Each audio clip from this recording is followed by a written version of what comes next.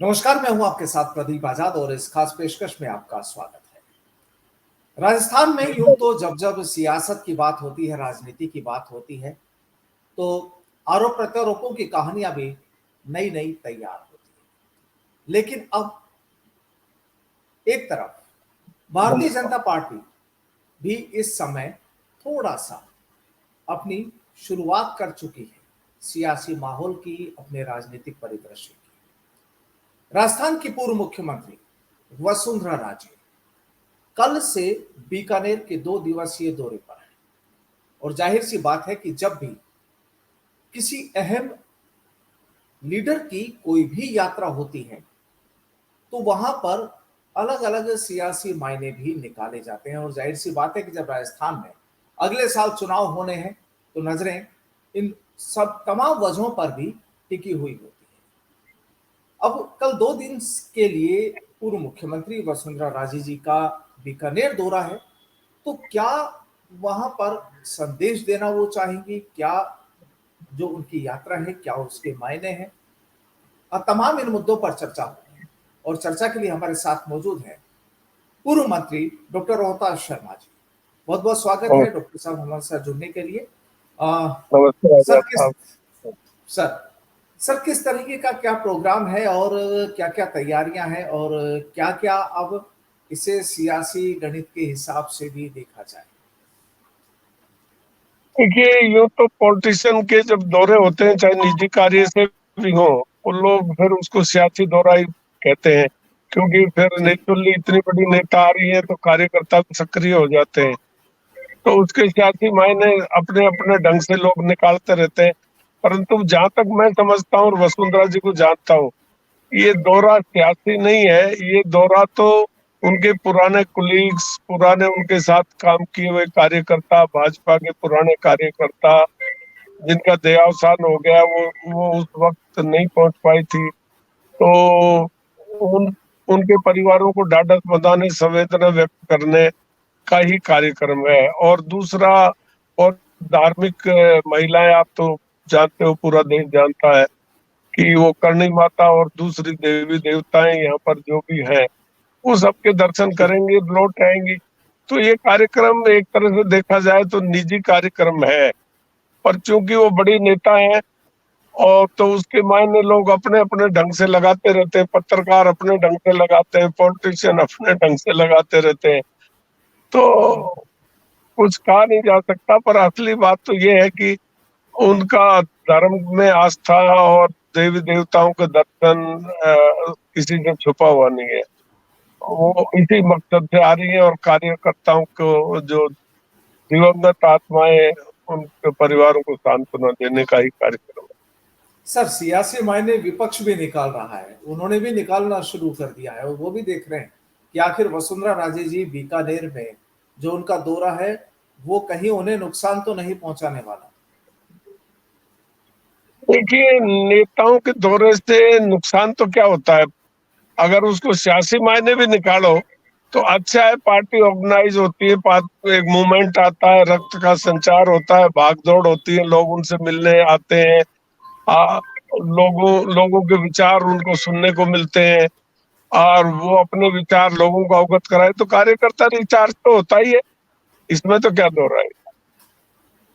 नहीं, लेकिन विपक्ष का भी ये कहना है कि भाई देखिए अब इलेक्शन नजदीक आ रहे हैं तो अब उन्होंने दौरे शुरू कर दिए और कल चर्चा ये भी है कि कोई जन सुनवाई या जनसभा भी कोई होने वाली है वहां पर। ऐसा तो कुछ नहीं है, कोई बाई चांस कहीं गांव में दौरे में या शहर में आए, लोग काफी सारे इकट्ठे हो जाए, तो नेचुरली नेता का स्वभाव है, जनता उनको सुनना चाहती है, तो हो सकता है कि वो अपने विचार व्यक्त कर सकती हैं, लेकिन कोई ऑर्गेनाइज वे में ऐसा कोई कार्यक्रम नहीं है। सुनने लेकिन में आ वो रहा है कि जरूर कुछ। है कि लोगों से जरूर मिलेंगी। तो जो हमारे जी क्षेत्रीय नेता है, उन्होंने अपने अपने हिसाब से कॉर्नर मीटिंग या जो भी किया होगा। तो स्वाभाविक है कि 100, 200, 500, 1000, 5000 आदमी इकट्ठे होंगे तो वसुंधरा जी रुकेंगे ही और उनको सुनेंगे भी, तो शब्द भी बोलेंगे, वो तो स्वाभाविक है।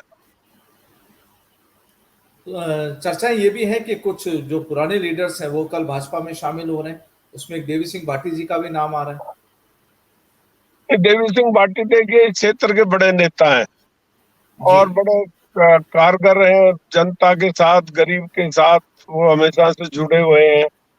और जयपुर इसमें बीकानेर डिवीजन में उनकी पहचान एक पारिवारिक दृष्टि से कि सब उसको परिवार का मेंबर मानते हैं, इफेक्टिव मानते हैं, गरीबों की सुनने वाला मानते हैं और बड़े मतलब अग्रेसिव लीडर है। छोटी मोटी बात अगर कोई भी गड़बड़ी करता है तो वो उसको बड़ी सख्ती से निपटने की क्षमता भी रखते हैं। तो जी। लोग देवी सिंह का सम्मान है यहाँ पे, तो इसमें क्या कोई दो लगता है राय कि अगर अगर वो कल यहाँ पर शामिल होते हैं वसुंधरा जी की मौजूदगी में, तो क्या लगता है कि बीकानेर में जो देखिए अगले साल जो। वैसे तो राजनीति संभावनाओं का खेल है, कुछ भी हो सकता है। पर मैं जहां तक जानता हूँ राजनीति में कि ऐसा ऑर्गेनाइज वे में कोई कार्यक्रम नहीं है, क्योंकि ये यात्रा मैडम की बिल्कुल निजी यात्रा है। मैं नहीं समझता कि वो इसमें कोई पार्टी में शामिल करने की और इस तरह की कोई मुहिम चले और वो उस मुहिम में जुटे, ऐसा मुझे लगता नहीं है। और बाकी देवी सिंह जी ज्यादा जानते हैं, वसुंधरा जी ज्यादा जानती है, पर मैं उनका जैसा कि उनका वक्तव्य आया और जैसा उनका मैसेज आया, खाली कार्यकर्ताओं से मिलने और उनके दिवंगत आत्माओं को जी। संवेदना के अलावा और देवी देवताओं के दर्शन के अलावा कोई और कार्यक्रम नहीं है। चलिए सर, एक ठीक है, ये प्रोग्राम हो गया वसुंधरा जी का। राजस्थान में जो चल रहा है उसे किस नजरिए से देख रहे हैं? देखिए अभी तक जब से कहानी शुरू हुई थी कांग्रेस की, आज तक यही पट्टी की है, लेकिन राजस्थान की जनता अलग अलग अपने अटकलें लगा रही है, लेकिन कहानी जो की त्यों है। आप कैसे देखते हैं इसे? देखिए कांग्रेस तो प्राय समाप्त हो गई है, अब कांग्रेस तो गिनती के दिन है। जैसे बुजुर्गों को, पहले पुराने बुजुर्गों को और आजकल भी मौत से पहले आभास हो जाता है और कई बुजुर्ग तो ये कहने लग जाते हैं भाई अब मेरे को गांव ले चलो, अब मैं लोगों से मिलूंगा जुलूंगा। तो कांग्रेस की स्थिति तो वो आ गई है कि बस वो आपस में कि तूने दवाई नहीं दी और तूने उल्टे कैप्सूल दे दिए, ये आपस में। और और ये बीमार ज्यादा हो गए, वो कहे कि तुमने ट्रीटमेंट गलत करा दिया, डॉक्टर गलत से मिला दिया। तो वो घर में झगड़ा होता है ना कि बुजुर्ग चला जाता है तो तुमने इलाज नहीं कराया, वो नहीं कराया, वो उस हालत में है कांग्रेस। अब कांग्रेस का कोई जन आधार भी नहीं है। और अभी जयपुर में जो मीटिंग हुई है, समिट चल रही है उद्योगों की, इसका भी कोई अर्थ नहीं है।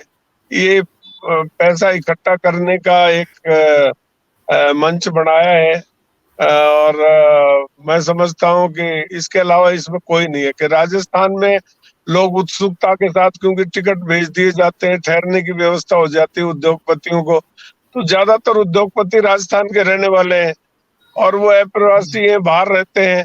तो सरकार का टिकट पहुंच जाए और व्यवस्था ठहरने की हो जाए तो देश भी हो आएंगे, गांव भी हो आएंगे, रिश्तेदारों से मिल आएंगे, समिट में भी भाषण दे आएंगे, पर परिणाम कुछ भी नहीं है, क्योंकि हमारे यहाँ इंफ्रास्ट्रक्चर ही डेवलप नहीं है और एंटरप्रेन्योर आ तो जाता है।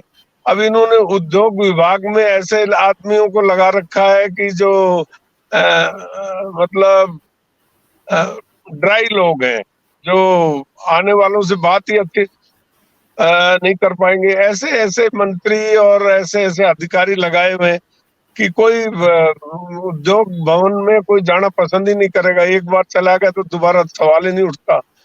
वो इनके साथ व्यवहार जो जो गुजरात में उद्योगों को प्रमोट करने का सरकारी अधिकारी और सरकार का जो स्वभाव है, वो राजस्थान में नहीं है। इसलिए यहाँ यानी कोई कुल उद्योग मिलाकर नहीं लगाएंगे, कहानी। खा पी कर चले जी। जाएंगे। यानी कुल मिलाकर कहानी ये कि कांग्रेस की तबीयत इस समय नासाज है, ठीक नहीं है। बहुत बहुत बुरी है। अब तो इन्होंने वो बेड वो आ लिए, आखिरी उसमें आ लिए। अब इनको कोई सर्जन भी मिलने वाला नहीं है, ना कोई डॉक्टर है। अब तो ये कहने लग गए कि मरीज को सब जगह दिखा लिया, अब लाइलाज है, अब इसको तो भगवान भरोसे ही छोड़ दो। वो हाल हो रहा है।